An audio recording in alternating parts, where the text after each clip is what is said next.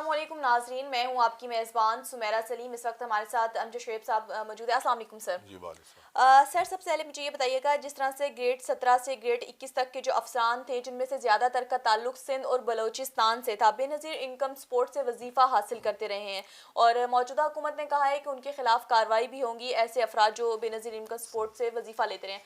आप इस हवाले से क्या कहेंगे? क्या कार्रवाई होगी उनके खिलाफ, या बाकी जिस तरह से कहते हैं वो उनको भी छुट्टी मिल जाएगी? बिस्मिल्लाहिर्रहमानिर्रहीम।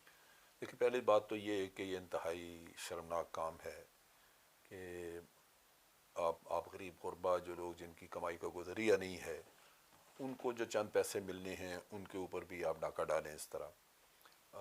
हम लोग जो जॉब करते हैं, मुलाजमतें करते हैं, हमें कम तनख्वाह मिलती है या ज़्यादा मिलती है, जो भी मिलती है, बहर सूरत एक ज़रिया आमदन मौजूद है।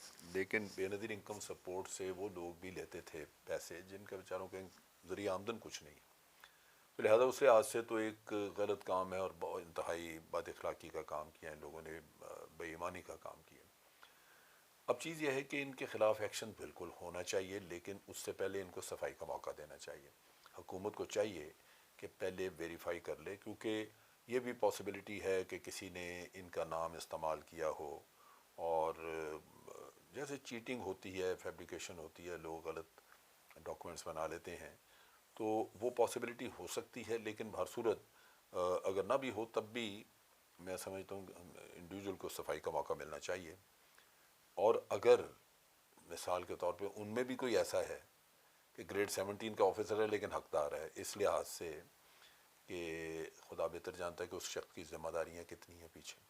किसी के घर में अगर एक आदमी 20,000 रुपया या 30,000 रुपया महीने की तनख्वाह ले रहा है, लेकिन अगर उसके घर में मरीज़ पड़े हुए हैं, उसके घर में इलाज मालजे की सहूलत नहीं है, ज़िम्मेदारियाँ हैं, या किसी बहन भाई के बच्चे यतीम वो पालने हैं, बहुत कुछ हो सकता है। और हो सकता है कि कोई ऐसा जवाज़ हो किसी के पास।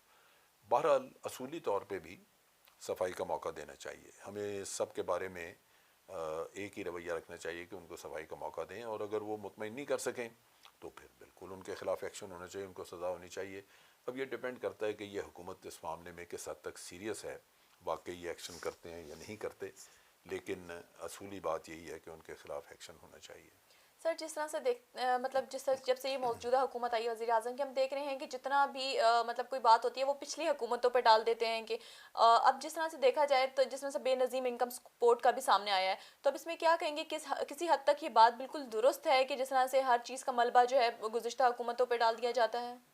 बेटा, बात यह है कि हकीकतन तो पिछली हुकूमतों ने तबाही बहुत की है, और वो इतना कुछ ख़राब हुआ है कि किसी एक के बस की बात ही नहीं कि उनको ठीक करें। सिर्फ ये है कि वावेला मचाने की बजाय आपने कह दिया, दुनिया को बता दिया, लेकिन फिर हक़ाइक़ सामने रखने चाहिए थे। वो क्यों, वो किस तरह? मसलन हम बार बार कहते हैं कि जी इकॉनमी जो है वो पिछले लोगों ने बड़ी ख़राब की, लिहाजा ये तबाही हुई इस तरह। अब ये बात आगे खोलनी चाहिए कि कैसे तबाही की, क्या हुआ, क्या चीज़ थी। सिर्फ ये नहीं कि लोग अगर अगर सीनियर लोगों ने करप्शन की तो उसी से सब कुछ बेड़ा गर्क हो गया, नहीं, प्लानिंग की भी खराबी होगी, कुछ और भी होगा। सो एक बहुत वाज़ेह तज्ज़िया पार्लियामेंट में पार्लियामेंटेरियन के सामने भी रखना चाहिए था, और अवाम के सामने भी। अब अवाम सुन सुन के एक चीज़ को तंग आ गए, लेकिन अगर आपने सारा रखा होता सामने और फिर उसके साथ एक स्ट्रेटजी होती है, आप कहते हैं जी देखें, ये कर्जा चढ़ा दिया, ये पैसा फ़लाँ फ़लाँ जगह ज़ाया किया, ये अदारे इतने घाटे में चले गए, उनके ऊपर हमारा ख़र्चा आ रहा है, ये इतना सर्कुलर डेट पे लग रहा है, ये वजूहात हैं। अब हम इनको जब कंट्रोल करेंगे तो ये महंगाई आएगी, ये इस तरह होगा, इस तरह होगा। दूसरा ये कि अब हमने इन चीज़ों से बाहर निकलना है, तो उसके लिए हमें क्या ज़राए इख्तियार करने पड़ेंगे, लोगों को क्या सख्ती झेलनी पड़ेगी, वो सारी चीज़ें सामने आप लाएँ। तो एक कंसेंसस डेवलप करने की ज़रूरत है।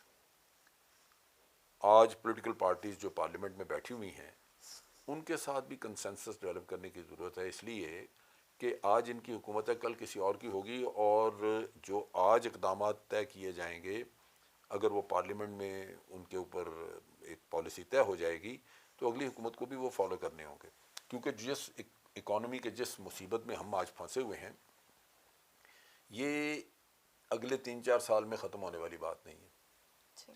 ये शायद अगली 2 एक और हुकूमतों को भी निपटाना पड़े, लेकिन پالیسی میں کنٹینیوٹی ہو.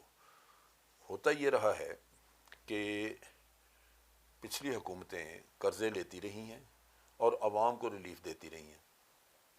آپ سبسڈیز دے دیں بجلی پہ، آٹے پہ، گیس پہ، سب چیزوں پہ دے دیں تو حکومت کا پیسہ لگنا شروع ہو جائے گا، عوام کو آسانی ہو جائے گی. لیکن اگر یہ پیسہ حکومت کمائی میں سے دے رہی ہو پھر تو کوئی مسئلہ نہیں ہے. اگر یہ حکومت قرضے لے کے آگے دے رہی ہے تو بالآخر قرضے کسی نے تو اتارنے ہیں جا کے. وہ جس نے اتارنے ہوں گے وہ پھنس جائے گا، جس کے ذمہ لگیں گے اینڈ پہ وہ مارا جائے گا. اب صورتحال یہی ہے کہ آپ آج آپ کی آمدن اتنی نہیں کہ آپ قرضے اتار سکیں، لہٰذا قرضہ اتارنے کے لیے مزید قرضہ لینا پڑتا ہے. تو آپ کیسے زندہ رہ سکتے ہیں اس طرح؟ تو یہ وہ چیزیں جو حقائق تھے جن کو اس حکومت کو چاہیے تھا کہ پاکستان کے عوام کو کانفیڈنس میں لیتے، ان کے سامنے رکھتے کہ جی ہمارے پاس یہ آپشن ہے، یا آپ کو دیتے رہیں سبسڈیز، آپ مزے کریں کھاتے رہیں، لیکن اتنے سالوں کے بعد حکومت اور ملک دیوالیہ ہو جائے گا. دوسرا حل یہ ہے کہ آج آپ تکلیف اٹھائیں. ٹھیک ہے پچھلی حکومتوں نے غلطیاں کیں، لیکن بہر صورت کسی نے آ کے اس کو چیک کرنا ہے. آپ کو مہنگائی کا سامنا ہوگا، اس کا ہوگا یہ لیکن یہ طریقہ کار ہوگا جو آپ کو اتنے سالوں میں قرضے سے نجات دلائے گا. تو تب لوگ جو ہیں وہ اس چیز کو شاید تسلیم بھی کریں. آج آپ کو کوئی سامنے روشنی نظر نہیں آ رہی. ہم یہ کہتے ہیں کہ جی اچھے دن آئیں گے، اچھے دن آئیں گے. آدمی کیا پوچھتا ہے کہ جی کب آئیں گے؟ سو آپ اگر آج ایک پلان بنا کے ان کو دے دیتے کہ یہ ہم کر رہے ہیں ورکنگ، اور اس کے تحت ہمیں توقع ہے کہ فلاں وقت تک ہمارے یہ حالات اس طرح بہتر ہوں گے، تو شاید لوگ سختی جھیلنے کے لیے تیار ہو جائیں. تو میرا خیال ہے کہ یہ ہینڈلنگ میں بھی مسئلہ ہے. لیکن آپ جو سوال پوچھ رہی تھی اس کے تحت میں یہ کہوں گا کہ حقیقتاً پچھلی حکومتیں اتنا کچھ بگاڑ کے گئی ہیں کہ اس حکومت کی تو کیپیسٹی میں مجھے نہیں لگتا کہ یہ ٹھیک کر سکیں. لیکن آئندہ بھی حکومتیں جب تک مل کے کام نہیں کریں گے، ایک نیشنل کنسنسس نہیں ہوگا، یہ ٹھیک کرنا مشکل ہوگا ہمارے لیے. اچھا سر، جس طرح سے وزیر اعظم Imran Khan world economic forum پہ بھی شرکت کر رہے ہیں اور وہاں پہ ہے کہ ڈونلڈ ٹرمپ سے بھی ملاقات کریں گے، اور اب جس طرح سے ہم دیکھ رہے ہیں کہ خطے میں جس طرح سے کشیدگی کی ایک صورتحال ہے، تو آپ کو کیا لگتا ہے کہ یہ اچھا سمبولک ہوگا، اور اس ملاقات سے کیا خطے میں جو امن قائم کرنے میں مطلب اس طرح کے وہ ایک ثالثی کا کردار ادا کر سکیں گے؟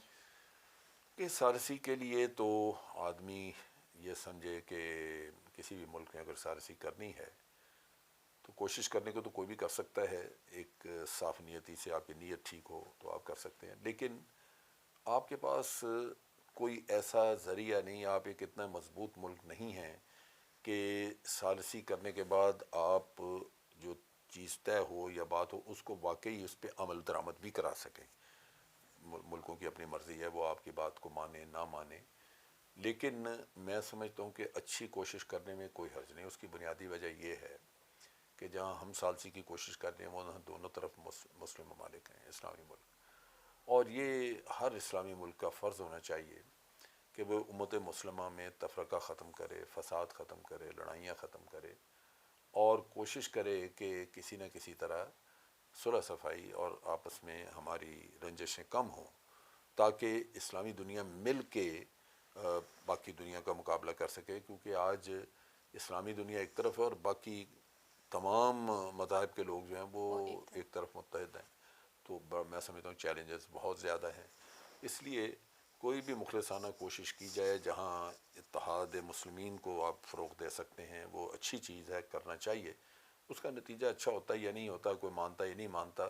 اب مشکل تو ہے کہ پاکستان کی وہ بساط نہیں، لیکن اس کے باوجود میں سمجھتا ہوں کہ یہ ایک بڑی اچھی کوشش ہے جو کرنی چاہیے. سر، جس طرح سے دیکھا جاتا ہے کہ پاکستان کی جانب سے امریکہ ہو یا طالبان ہو، اس طرح کے جو تھا کردار اس نے تب بھی ادا کیا، لیکن امریکہ جو ایک اپنی روش کرتا ہے کہ مطلب وہ شکریہ تو ادا کرتا ہے ایک الفاظوں کے ساتھ، لیکن بنگلہ دیش کو بھی وہی سہولیات میسر کی جا رہی ہیں، یا پاکستان کو، یا پاکستان کی مطلب اس طرح سے جو ہے قدر کرنے کی بجائے بس ایک مطلب زبانی ایک شکریہ ادا کر دیا جاتا ہے. دیکھیں یہ بدقسمتی ہے، لیکن اس میں ہمارا بھی اپنا قصور ہے. پھر انٹرنیشنلی ہمارے مسائل بھی موجود ہیں.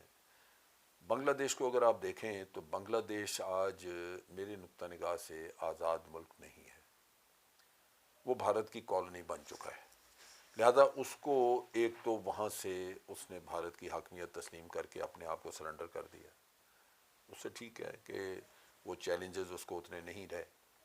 ورنہ سیکورٹی کے چیلنجز اس کے بہت زیادہ ہوتے تو ان کو بھی بڑے مسئلے رہتے ہیں، لیکن انہوں نے اپنے آپ کو ایک کالونی کے طور پہ پیش کر دیا، اور آج بنگلہ دیش کوئی بھی اپنی پالیسی